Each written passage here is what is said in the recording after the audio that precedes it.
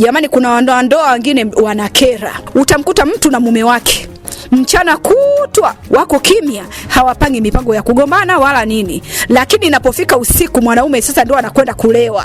Akirudi usiku ndio ugomvi, wanatuleana maneno makali, watu wamelala ndani, wanawaamsha watu hawana amani, watu wanakuwa ni wako heka kwa ajili ya kwao wao. Umeona? Na nyumba zenyewe kama unavyojua nyumba za kupanga, utakuta nyumba nyingine haina dari, siri za ndani zote ziko nje. Wewe mtu yani unakerekwa. Jamani, wanandoa kweni wastaarabu. Hebu naomba mstaarabike. Una ugomvi wewe na mke wako, hebu kaeni kwanza muongee kistaarabu mkiwa wawili chumbani. Baada ya hapo na ukirudi lala kistaarabu, usiwape kero wenzio. Na kuna wengine utakuta yani baba mwenye mji sasa ndio anagombana na mke wake, anampiga mke wake mpaka watoto nakwambia wanaamshwa watoto wote maskini. Watoto muda wamelala, muda wa kupumzika ili kesho wawahi shuleni. Watoto ndio wanakuwa heka kama ugomvi ulikuwa saa 6 mpaka saa 11 watoto hawajalala. Hebu niambie hiyo shule watakwenda saa ngapi?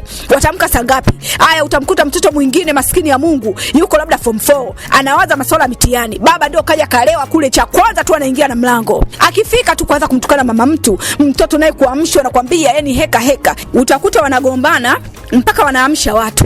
Wale watu wanakuja wanawasuluhisha. Siku ya kwanza wamewasuluhisha, ugomvi unakuwa kama vile umeisha. Kesho yake tena mnagombana. Mkishagombana mwanamke mbio tena kwa majirani tena wanaamka, wanakuja wanawasuluhisha. Jamani, ugomvi wa kila siku kila siku watakuwa wanawasuluhisha. Mnawakera jamani, muda wenyewe inatakiwa na wenyewe wapumzike, wa discuss maisha yao. Nyinyi sasa ndio ugomvi saa 8 za usiku mnawaamsha watu. Jamani, kuweni wastaarabu wazazi, kuweni wastaarabu, na kama mnagombana gombaneni nyinyi, msiwashirikishe na watoto. Kwa kweli hilo mnakera. Ikishindikana pelekaneni kwa wazazi wenu wakasuluhishe. Hivi kwanza anakuwa analipa mshahara sijui. Kwanza mnakuwa mnagombana kwa sababu gani? Ampendani, mnachukiana, inakuaje sasa? Alafu unakuta mtu sasa pamoja na kugombana huko anaita majirani kwa ajili ya kusuluhisha. Kusaidiwa. Basi muitwe sasa, leo mmeita watu kwa ajili ya kuwasuluhisha, basi msuluhishike. Kwa sababu mmesuluhishika sasa hivi, mmewakalisha watu kuanzia saa 6 usiku mpaka saa 11. Alafu tena kesho watu wanaondoka mgogoro afadhali leo tumelimaliza. Alafu kesho tena wanaondoka, ikifika tena ule muda unasikia kikilikikala nyingi. Kesho yake. Jamani, na leo tena wameanza tena. Mwisho wa siku watu wanakuwa wamewazoea kwamba bwana vipi muda umeshafika, jamaa yupo watu wanakaa standby. Vipi jamani leo? Mbona leo kimya? Jana sijasikia kasafiri unajua.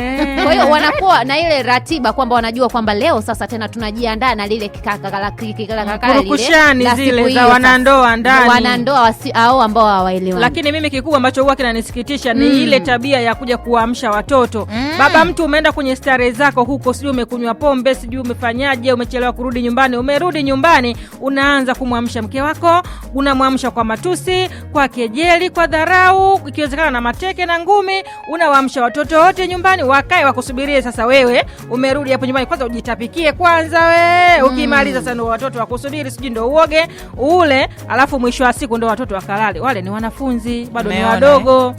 Lakini pia kingine mimi naona kwamba watafute namna ya kusuluhisha migogoro. Mnajua kama mna watoto, yani tafuteni namna ya kuishi vizuri na mkeo au na mumeo. Kuna ile mmegombana na mume wako, umegombana na mke wako. Mnajua migogoro hii muda mwingine haiepukiki kwenye ndoa. Ipo tu. Ipo midogo na mikubwa. Haya, lakini basi tafuteni namna, yamewashinda, mmezungumza kila siku hamuelewani. Tafuteni watu wazima wasuluhishe, ambao wana uzoefu na kwenye ndoa, ama ni viongozi wa dini, ama la ni wazazi. Sehemu zipo nyingi za kwenda kufikisha matatizo yenu, watu wakawasaidia kuliko kuwa mnagombana. Alafu sasa muda mwingine kama aliposema hapo Sheila Chambuso, mnaamsha watoto, wanakesha, watoto hawalali ujue. Asubuhi wanakesha, wanaenda shuleni hao, wanasinzia darasani. Kwa sababu tu baba na mama mligombana. Haya ndo kama hivyo, mwingine mkishaanza kugombana unaanza kuamsha watoto. Haya, na mwanangu fulani njoo hapa, njoo uniambie maisha unayaona haya tunavyoenda. Naona anazungumza. Alafu sasa hapo kamuita maisha mwanangu ndo haya. Anaanza kuelezea, anamuelezea mtoto, pengine mtoto mwenyewe mdogo. Hata elewi unachomuuliza swali. Hata anachomwambia haelewi. Kwanza na usingizi usiku. Kwanza na usingizi sana za usiku. Alafu pia kingine, hiyo kuwa mnaamsha kila siku majirani. Unajua muda mwingine ndo yale ambayo tunayazungumza jamani. Migogoro muda mwingine, hebu tatueni nyewe wenyewe. Kila siku watu watakuwa wanawafaidi. Siri zenu zote nje. Siri zenu zote hivi, kila siku mkiwa mnagombana mpaka watu wote wanajua, jamani, sasa nyie hapo kuna siri gani kama wanandoa? Hakuna. Si kila kitu kila mmoja atakuwa nakijua kutoka kwenu jamani. Kwani leo amegombania nini? Leo anakwambia kachelewa kurudi. Kesho Alafu kitu kingine inawaathiri sana watoto, hasa kiakili. Unakuta mtoto unajua mtoto anapokuwa anayakuta maisha. Kwa hiyo sasa atakuwa anajua kwamba yale ndio maisha. Lakini pia hata kama ni mwanafunzi unakuta yupo darasani kama labda yani tofauti na usingizi ambao amekesheshwa kuanzia saa 6 mpaka saa 11, anakuwa anayafikiria yale mambo, mwisho wa siku hata kwenye masomo sasa anashuka kimasomo. Mwisho wa siku anaanza alafu sasa mzazi haulizi kwamba kwa nini mtoto wetu anashuka. Utashangaa tu yani ile toto lenyewe halina hata akili. Kumbe mzazi, wewe nyewe wawili ambao mnakuwa mnagombana usiku, mnawaathiri kina nani? Watoto wenu. Lakini pia mnakuwa mnajishusha kiheshima, kwa sababu kama nyinyi mnagombana kila siku, majirani wanafahamu, mmeshasuluhishwa sijui kwa viongozi wa dini, mmesuluhishwa sijui na ustawi wa jamii, mmesuluhishwa na marafiki zenu, bado mnaendelea kuleta kero kwenye ule mtaa. Kwa kweli hata ile heshima, ukitoka hata kwenda dukani unasema umeona wale walikuwa wanagombana jana ndio hapo. Ndio wale pale, yule pale ndo mke wake. Na yule ndo subiri mume wake akipita nitakuonyesha. Yaani unaanza kujichoresha, kumbe kijichene mara kifupi lakini kinapiga hicho usiku hicho. Hata zile ngumi jana zilikuwa zinasikika sana. Milango sasa unajua kwenye migogoro ya ndoa pia wengine wanasema bwana msiwe mnaingilia migogoro ya ndoa kama ambavyo au kama hawajawaambia wenyewe. Mwachie kuna hiyo ambayo mnaitwa bwana mama baba fulani njoo basi tusaidie huku, mimi kidogo hatujaelewana na mke wangu, hatujaelewana na mume wangu. Lakini sasa kuna ile bado mnakuwa hamjawashirikisha. Pengine wakisikia sasa huku kuna kuelekea siko nenda kwenye vitendo vya ukatili sasa. Tunakuja huko sasa kwenye vitendo vya ukatili, mmepigana mpaka kuumizana kiasi hicho. Haya, lakini sasa kuna yale mambo mengine nilikuwa nasema ni kwamba miamalize wenyewe nyinyi kama nyinyi. Umeona inakuwa shida sana, yani kila siku msuluhishwe. Tunaamini kama mambo ya ndoa ile tayari imeshakuwa ndoa, nyinyi mmeshaelewana, mmeshapendana, mmeshaona kwamba mnafaa kuwa mke na mume mpaka Mwenyezi Mungu kawajalia watoto. Basi tafuteni namna ya kuishi vizuri jamani. Ndio yale aliyosema Opa.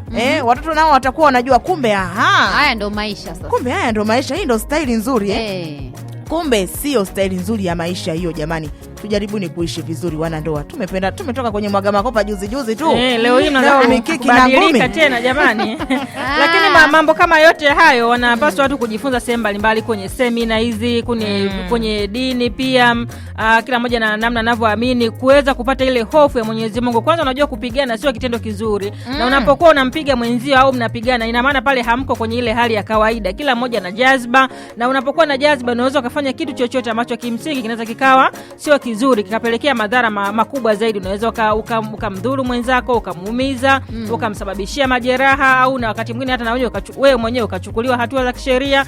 Kwa hiyo unaenda kuishia sehemu ambayo sio nzuri. Kumbe mlikuwa mna uwezo wa kufuata zile njia sahihi, labda za maadili ya dini na ushauri wa watu wengine pia ambao wako karibu na nyinyi, lakini pia kuhudhuria semina mbalimbali, hususan labda za malezi na makuzi, za maisha ya ndoa kwa ujumla, ili muweze basi kuimarisha ndoa yenu na kupunguza ile migogoro midogo. Lakini kitu kingine kinasemwa kwamba kingi kikizidi kinakuwa sasa ni kibaya, na kwa sumu. Unajua kila siku unapokuwa unaita watu kukusuluhisha wewe, siku nyingine wataogopa, kwa sababu ile kikikala ile ya milango, mwisho wa siku enda kusuluhisha mtu unatolewa jicho, unapigwa wewe au unaanza kukuchamba kwa nani aliyekuambia uje mbea mwenyewe. Wewe ndo mbea mwenyewe, umetuchonganisha. Kwa hiyo kesi tena inahamia kwako.